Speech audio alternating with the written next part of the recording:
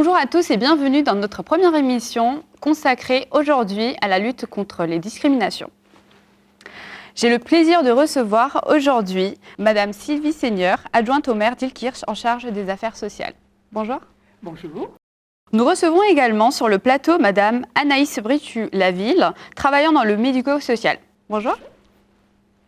Pour commencer cette émission, je vous propose de regarder une intervention de Monsieur Moharem Koch, qui est directeur de l'ASSU. Qu'est-ce qui caractérise une discrimination selon vous ? Tout simplement, en fait, traiter différemment quelqu'un, alors qu'on devra avoir le même droit. Et le fait d'être traité différemment parce qu'on a des cultures d'origine différentes, parce qu'on a des orientations sexuelles différentes, c'est tout simplement en fait d'être soumis à un traitement défavorable dans des contextes qui doivent être en fait pareil pour tout le monde.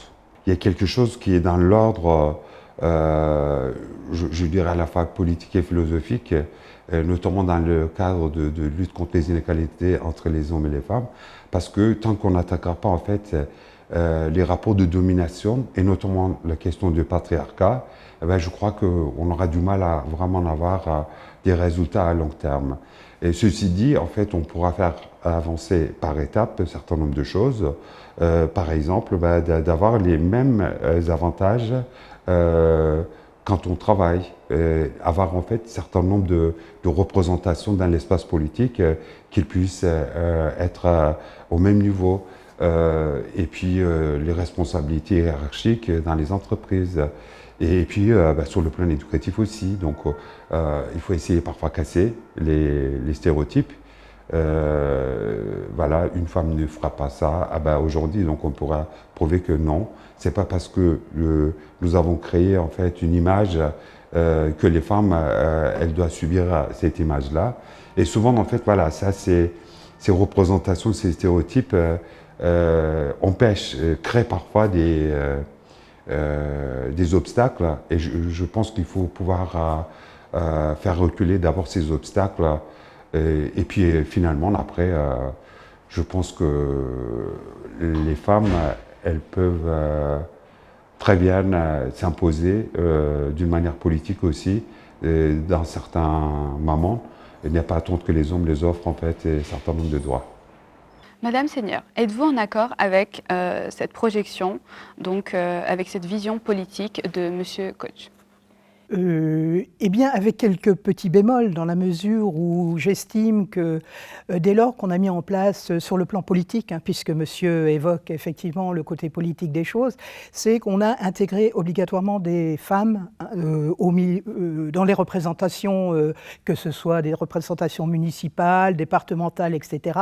On a mis en place ces quotas.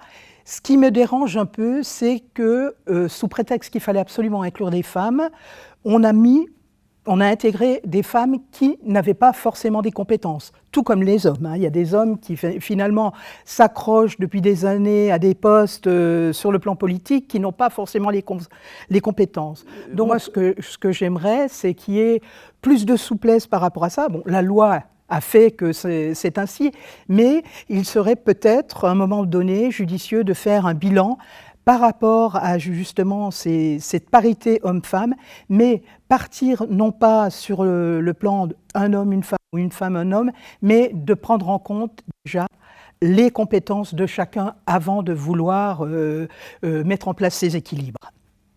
Découvrons maintenant une nouvelle intervention de la même personne sur les pistes de travail pour déconstruire les préjugés. Le premier niveau, en fait, c'est l'éducatif.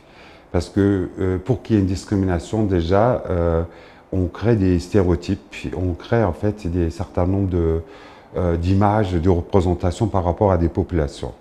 Et de ce fait, en fait, nous pensons que déjà, il faut qu'il y ait vraiment un travail éducatif pour que on comprenne en fait le mécanisme des discriminations, pour qu'on puisse créer, voire parfois des empathies avec d'autres populations.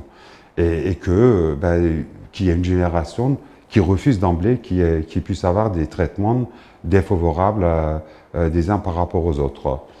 Et puis de transmettre des informations, ce qui est dans l'ordre d'interdit par la loi et ce qui n'est parfois pas interdit, mais qu'il faut pouvoir réfléchir pour pouvoir les dépasser. Et ça, c'est le côté éducatif, en fait. Et le deuxième côté, en fait, c'est tout ce qui est en fait accompagnement. C'est un peu, je dirais, dans l'ordre juridique. Pourquoi? Parce que aujourd'hui, quand vous êtes victime de discrimination, vous n'avez pas forcément l'accès à toutes les informations. Et déjà, c'est pas toujours facile d'en parler quand vous êtes victime, parce qu'il y a toute une humiliation lorsqu'on subit des traitements. Voilà, il y a quelque chose qu'il faut construire.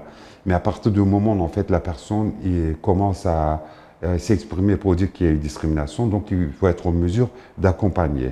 Et cet accompagnement juridique, effectivement, nécessite à la fois une connaissance des lois, mais aussi parfois d'essayer de faire un certain nombre de dispositifs. Par exemple, de pouvoir vérifier est-ce qu'il y a vraiment eu la discrimination, et si l'auteur rejette la discrimination, il faut être sûr qu'il n'y a pas eu de discrimination, donc ça ne sera pas aux victimes forcément sans cesse de se justifier qu'il y a eu discrimination, mais ça sera à l'auteur aussi parfois de prouver qu'il n'y a pas de discrimination. Ça, c'est tout un débat autour de tout ce qui est lutte contre les discriminations, qu'à mon sens, en fait, il faut vraiment approfondir et faciliter un accompagnement juridique. Et puis, le troisième phénomène, en fait, partie, je dirais, c'est une lutte politique. Et cette lutte politique, en fait, elle nécessite clairement d'affirmer les valeurs et de défendre ces valeurs. Et parfois, en fait, de créer des liens avec les principes d'égalité, les principes des droits de l'homme, des droits humains, les principes de la démocratie. Et à partir de là, en fait, je pense qu'on pourrait avancer. Et malheureusement, souvent, le plus grand obstacle, en fait, c'est surtout cette lutte politique. Pourquoi? Parce que parfois, en fait, les pouvoirs politiques n'assument pas cette responsabilité. Au contraire, ils peuvent s'en saisir pour utiliser comme des stratégies électorales, des stratégies à court terme. Mais c'est vrai que des associations comme la nôtre, nous ne pensons pas seulement à ce qui va se passer demain, mais nous essayons de créer des conditions pour qu'on puisse avoir une vision à long terme des droits, aussi bien qu'en fait des devoirs, mais c'est surtout pour qu'on puisse rester quelque part fidèle à un certain nombre de concepts de l'égalité et de la démocratie. Je me tourne vers vous, Madame Brétu-Laville. Que pensez-vous de ce que Monsieur Koch a dit concernant l'aspect juridique et d'accompagnement des personnes en situation de handicap pour l'aspect au droit, par exemple? L'aspect au droit, c'est vrai que les personnes handicapées actuellement ont heureusement de plus en plus de droits, ce qui n'était pas le cas encore il y a quelques années. Donc il y a eu des gros progrès qui ont été faits, notamment des aides financières qui ont été développées. Différentes aides financières mises en place. Mais je pense qu'il y a encore un retard en France, notamment sur ces droits. Voilà, les droits d'accès en général, même si c'est vrai qu'il y a eu un gros effort qui a été fait. Madame Seigneur, toujours sur un plan politique, que pensez-vous de ce discours disant que les politiques se saisissent de la lutte contre les discriminations dans un but électoral ? Il y a toujours une partie d'électoralisme dans ces moments, effectivement, de campagne, etc. Mais il faut quand même observer qu'il y a énormément d'associations, de fédérations, de professionnels qui sont engagés et qui travaillent avec les politiques vraiment pour défendre des valeurs, pour défendre des principes. Ça a mené pour certaines associations ou fédérations à une amélioration de l'accueil, par exemple, de jeunes enfants handicapés au sein des structures petit accueil, ce qui n'était pas fait encore il y a quelques années, pour aussi mobiliser, disons, des enfants qui arrivent, qui ont besoin d'un accompagnement éducatif beaucoup plus soutenu. Il y a quand même des choses qui sont faites et qui ne sont pas qu'électoralistes. Écoutons à présent Madame Christine Panzer, présidente d'associations et professeure des écoles sur le thème de l'accessibilité des personnes à mobilité réduite.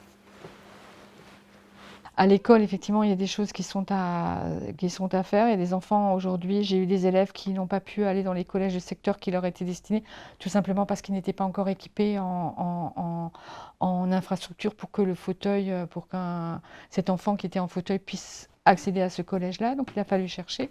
C'est effectivement le cas. Donc on a un retard important, je crois, dans les collèges et dans les établissements scolaires pour que ces établissements soient accessibles à tout le monde. Madame Brétu, vous qui avez accompagné des élèves en situation de handicap dans leur scolarité, que pensez-vous des mots de Madame Panzer ? Madame Panzer a raison sur le fait que certains élèves qui quittent l'école primaire n'ont pas accès à leur collège de secteur, tout simplement parce qu'il n'y a pas d'accès PMR, ce qu'on appelle, donc pour personnes à mobilité réduite. Il n'y a pas de rampe d'accès, par exemple, pour les fauteuils roulants, où il n'y a pas d'ascenseur. Donc effectivement, quand on a un élève qui arrive en 6e et qui doit se déplacer avec des béquilles ou difficilement ou en fauteuil roulant, c'est compliqué quand il n'y a pas d'ascenseur, quand il n'y a pas de rampe, quand les cantines ne sont pas accessibles, quand les salles de classe tout simplement ne sont pas accessibles. Donc ça, c'est vrai que de plus en plus de collèges sont équipés. Comment sensibilise-t-on les citoyens à la question du handicap ? Et comment établir une relation de confiance avec les personnes en situation de handicap ? En incluant dans la vie de tous les jours, en adaptant la vie, les restaurants, les musées, les magasins, les cinémas qui sont heureusement de plus en plus équipés. Mais voilà, pour dire que la vie quotidienne, c'est pour tout le monde, la vie culturelle, c'est pour tout le monde, la vie professionnelle aussi, c'est pour tout le monde. Il y a de plus en plus au niveau de la législation, on en parlait tout à l'heure, mais du travail d'adaptation qui sont faites, d'inclusion des personnes en situation de handicap.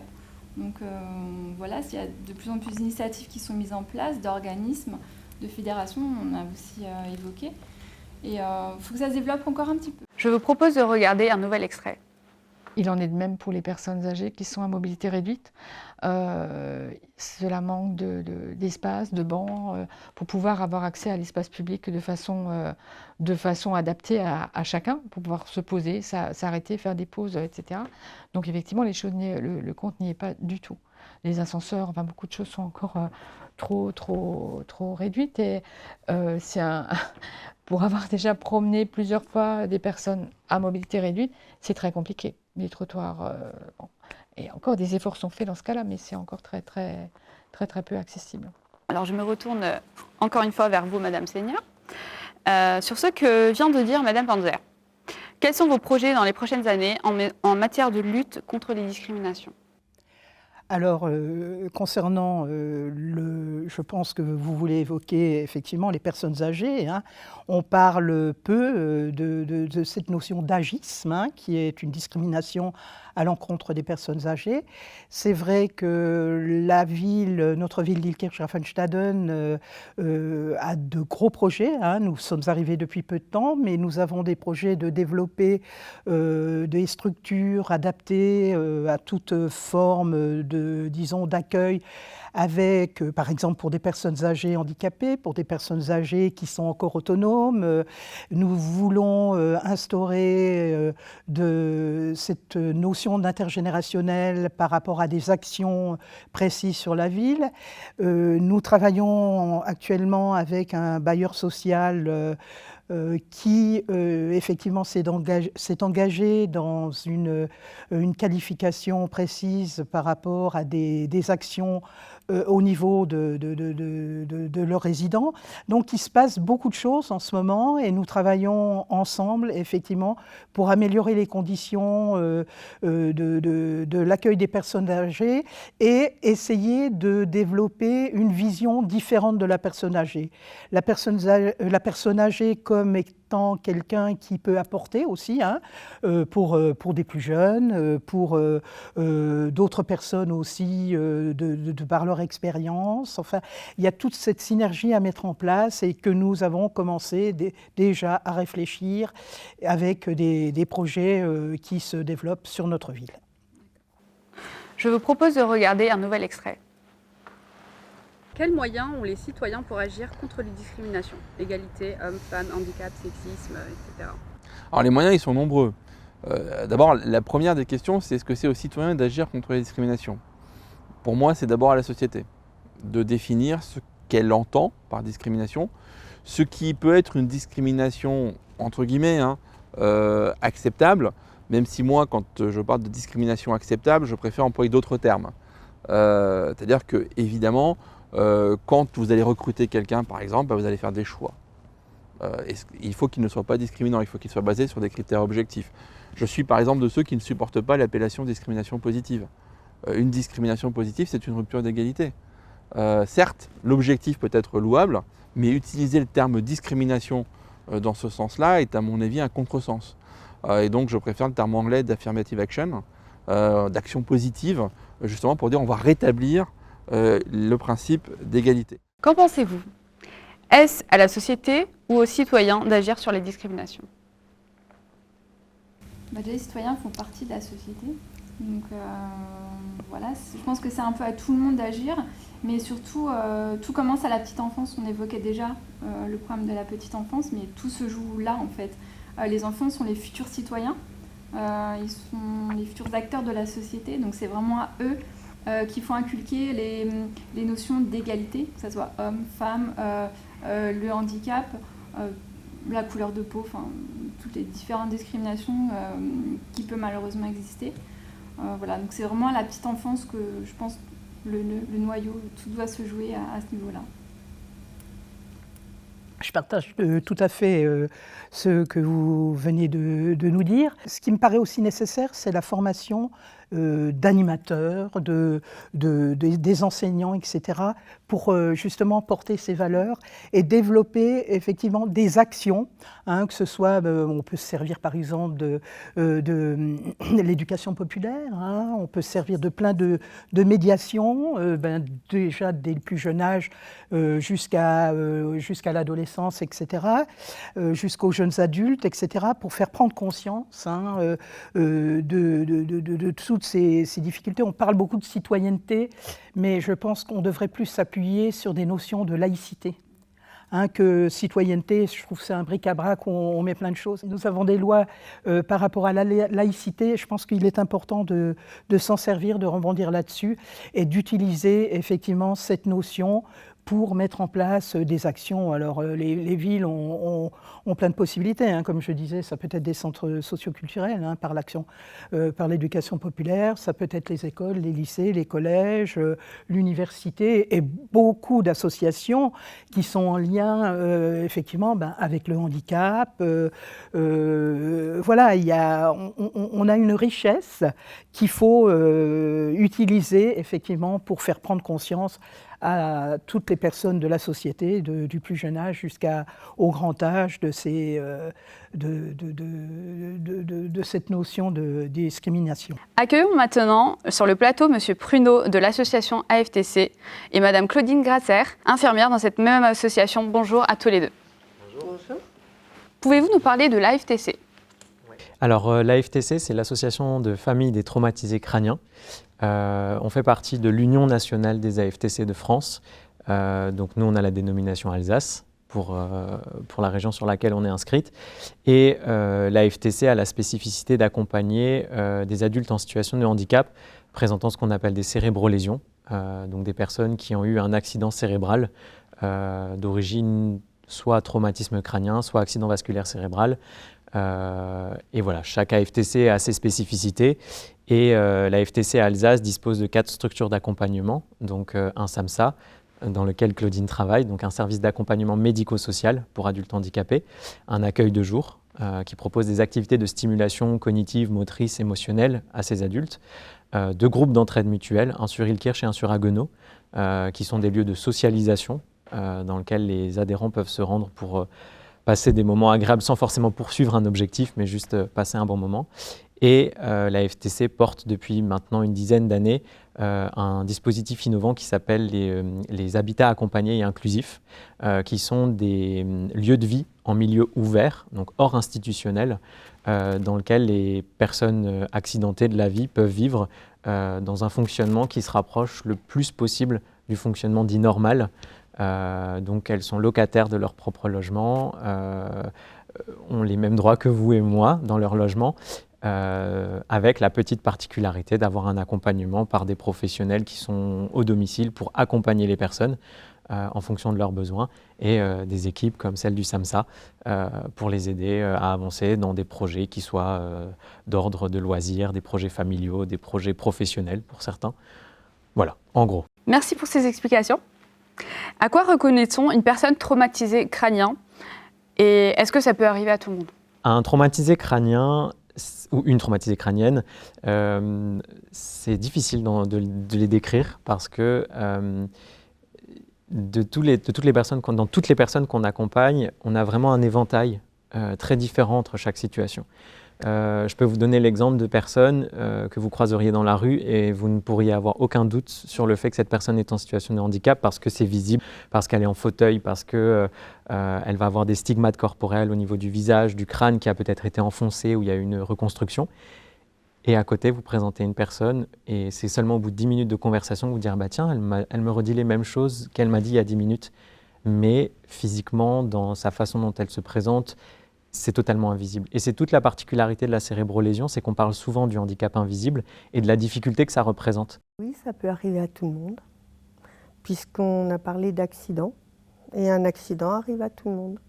Ça peut être un accident de la circulation, tout comme ça peut être effectivement une lésion cérébrale due à un caillot de sang ou à d'autres problématiques. Donc à quoi on reconnaît ces personnes ? Déjà, clairement, à leur fatigabilité, à cette innocence, tout en étant des personnes qui, de mon ressenti, hein, vous me direz si vous... Il y a une certaine... c'est une personne qui a vécu 1000 vies en une. C'est-à-dire qu'il y avait la personne avant, la personne pendant un accident, avec le choc, le traumatisme, l'acceptation, tout le travail que Théo pourra vous expliquer, le travail de deuil. Et puis après, il y a l'après. Comment vivre avec. Et très honnêtement, je pense que c'est important de les regarder comme des personnes comme vous et moi. Parce qu'on a vraiment à apprendre. Apprendre de cette résilience qu'ils ont en eux, de cette volonté. Ils sont vraiment touchants, mais aussi épatants. Parce que des fois, nous, on va maudire le temps, on va maudire des petites choses de la vie, mais des choses qui n'ont finalement aucune valeur. Et eux, vous les voyez, pour certains, ils sont tellement handicapés qu'ils ont une chaise roulante, ils ne parlent plus, aphasiques, ils n'arrivent plus à se nourrir tout seuls. Il y a tout un contexte où vous avez l'impression que cette personne, qu'est-ce qu'elle peut avoir de la vie ? Eh bien, elle a quelque chose, parce qu'elle le veut, parce qu'elle l'affirme. À base d'une tablette, elle va vous dire « je veux aller voir tel et tel médecin parce que je veux reparler, parce que ma déglutition est mauvaise ». Et nous, notre travail, c'est ça. Pouvoir les accompagner dans la vie la plus normale que eux se souhaitent. Et avec une particularité, c'est aussi permettre du répit aux familles. C'est vrai que dans la cérébrolésion et dans ce que Claudine a très bien expliqué, c'est ce avant-après.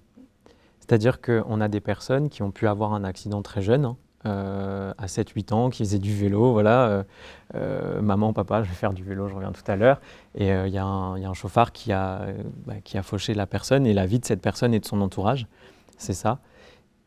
Et il y a des personnes qui, comme vous et moi, ont commencé à être adultes, à commencer à avoir une carrière professionnelle, à fonder une famille.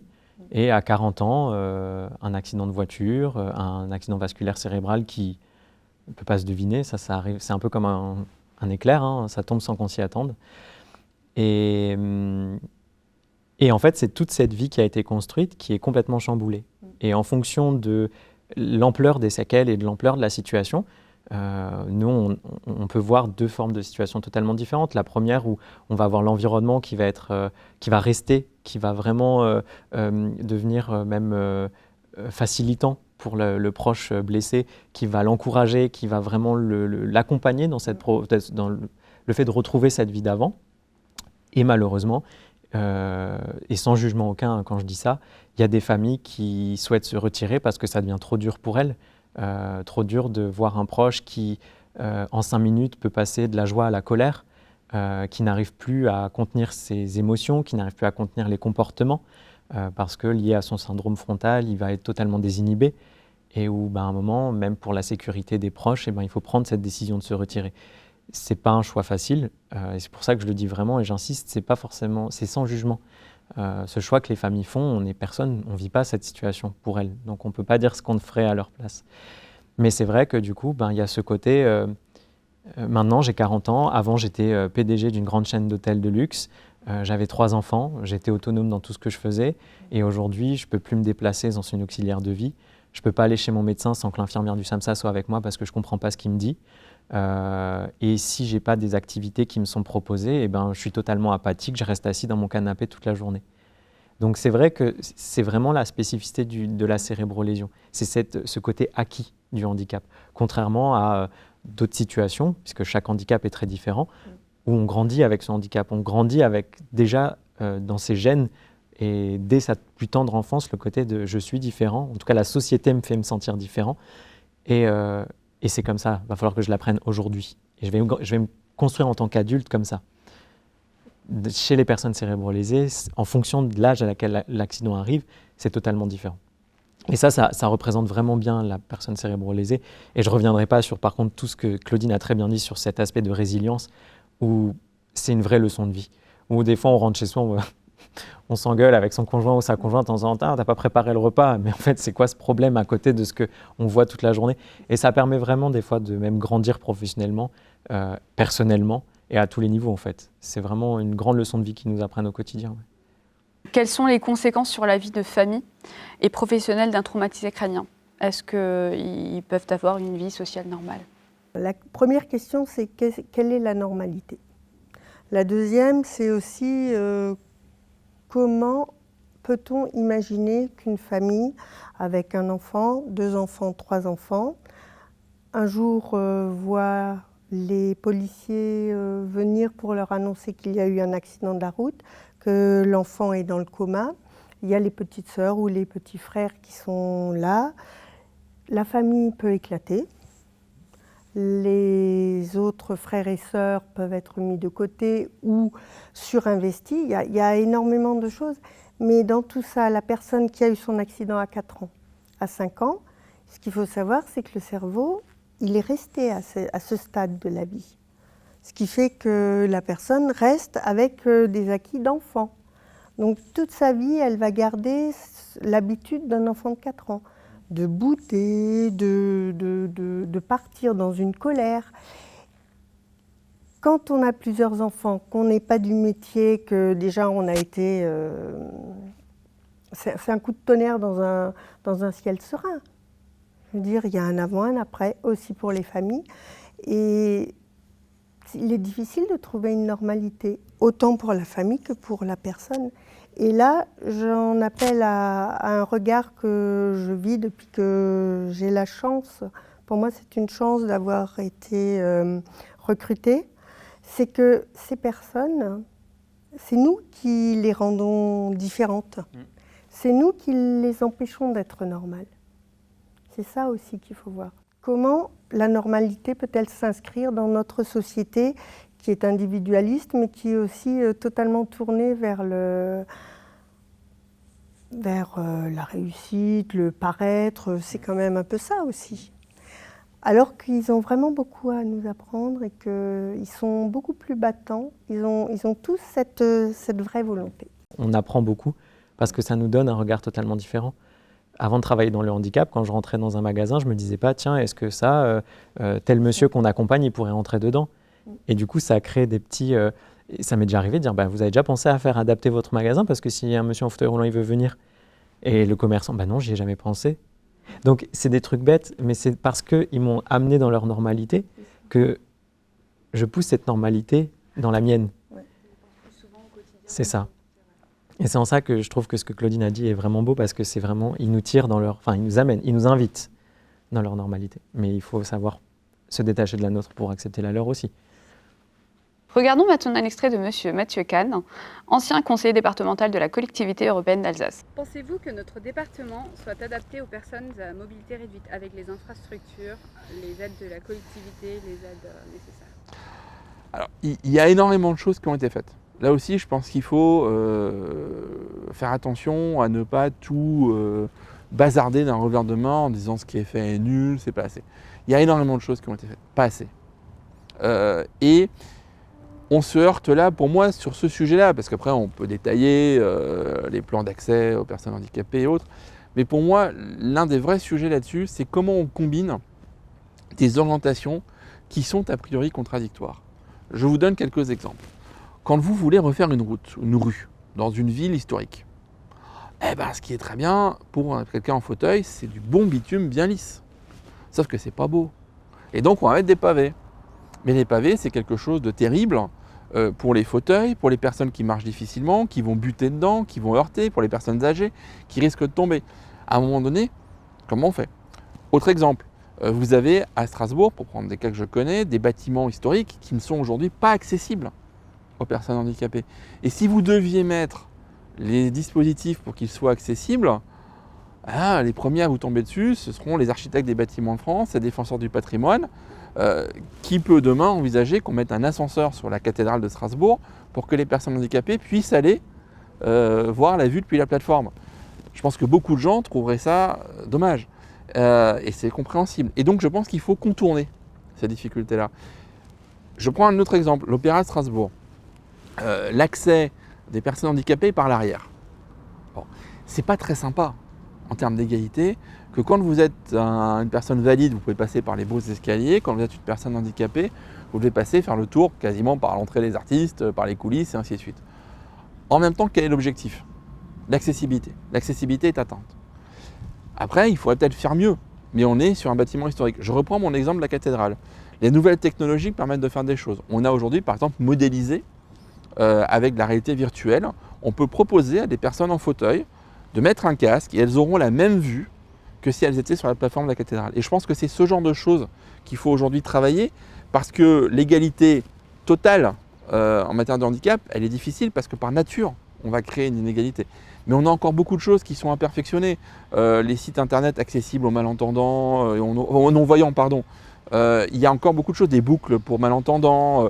On a encore énormément de choses à améliorer. Et je pense qu'on en revient à cette petite attention du quotidien, et que l'un des grands, pour moi, une des grandes évolutions des collectivités territoriales, ça serait finalement, là aussi, d'être sur l'expertise d'usage. On parle beaucoup de l'expertise d'usage.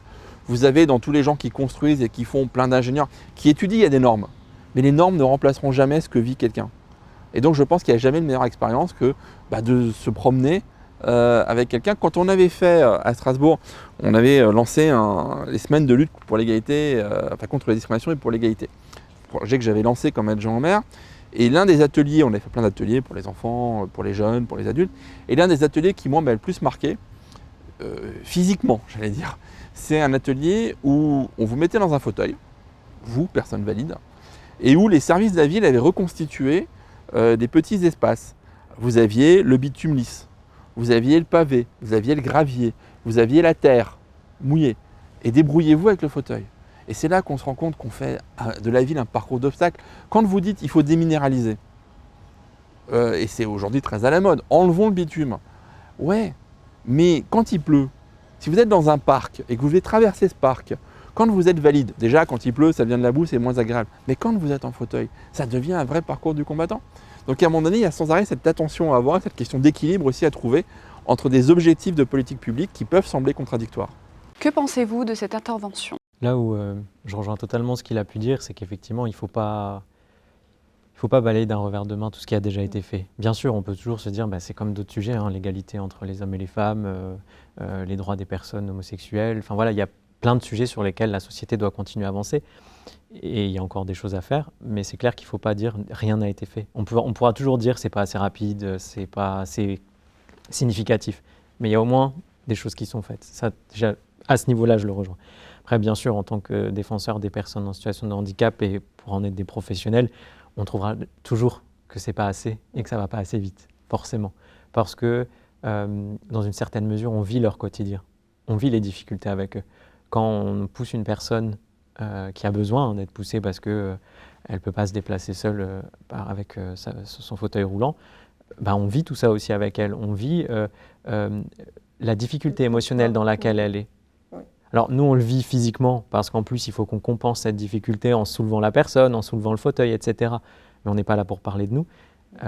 On est surtout là pour parler de la difficulté émotionnelle que ça renvoie systématiquement à la personne en disant « Moi, je n'ai pas demandé à être sauvé après mon accident. » Ça, c'est aussi une notion très spécifique du handicap, en tout cas dans la cérébrolésion. Je n'ai pas demandé à survivre à mon accident. Les médecins ont décidé pour moi. Et aujourd'hui, la médecine a décidé, mais c'est moi qui dois vivre le quotidien. Alors, je ne dis pas qu'il faut réanimer personne et tuer tout le monde, mais c'est en ça que, dans ce cas, si on laisse la société prendre cette décision, il faut aussi que la société, elle l'assume, cette décision, et qu'elle donne tous les moyens nécessaires. Sinon, c'est trop simple. C'est comme se dire que c'est une pièce avec une seule facette. Ça va dans les deux sens. On ne peut pas dire « oui, je vais vous sauver la vie », peu importe l'état dans lequel vous serez après, mais par contre, voilà. Si on veut permettre à tout le monde de s'en sortir, aujourd'hui on voit bien le nombre d'enfants qui ne devraient pas naître, qui naissent quand même. Je veux bien, je suis le premier à défendre la vie. Mais par contre, derrière, il faut leur donner tout ce qu'il faut pour pouvoir leur permettre d'accéder à une vie digne. C'est tout. Après, il y a des choses qui ne sont pas discutées dans ça, et je trouve ça un peu dommage, c'est toute la partie en lien avec la ruralité. Aujourd'hui, quand on est personne en situation de handicap, soit on a la chance de vivre dans une eurométropole comme la nôtre, une grosse métropole comme la nôtre, ou un centre actif. Et là, on a de la chance parce qu'il y a un gros tissu associatif, il y a des budgets. Strasbourg injecte énormément d'argent pour les personnes en situation de handicap, ne serait-ce que pour parler du service Mobistras, qui est super, qui permet aux personnes de se déplacer au prix d'un ticket de tram avec des véhicules adaptés, avec un système de réservation, c'est génial. Toutes les villes ne le font pas, c'est top. Mais vous êtes, je ne sais pas moi, Germaine, 47 ans, vous avez fait votre AVC et vous vivez, je ne sais pas moi, à Schwabsheim dans le Ried.